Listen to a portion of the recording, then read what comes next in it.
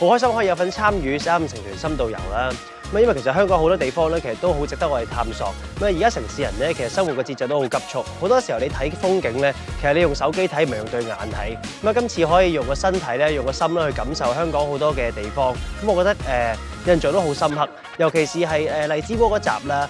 發哥佢介紹佢自己嘅地方，佢堅持係想要街燈，即係我哋城市人係絕對唔會明白呢一樣嘢。所以3.5成團深度遊都想俾大家知道，其實香港係有好多地方可以俾你深入咁樣去探索嘅，唔一定要去旅行。其實香港都有好多地方俾你玩。最後就係希望憑住大家嘅力量啦，可能係放上網啦，可能擺啲靚相啦，可能同佢分享下啦，咁就可以吸引到更多嘅遊客嚟到香港探索呢個美麗之都。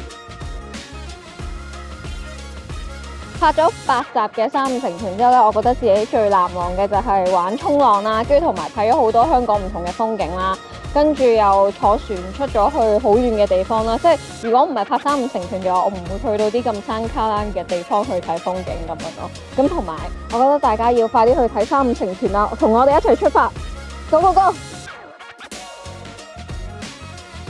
我哋拍晒3.5成團深度遊嘅8集啦，我覺得有啲唔捨得，因為咧好難得有機會喺香港唔同嘅地方咁樣玩啊，港九新界都玩勻晒，同埋有好多原來自己未去過嘅地方，亦都平時就算經過都未必會留意嘅地方，原來都好有趣喎。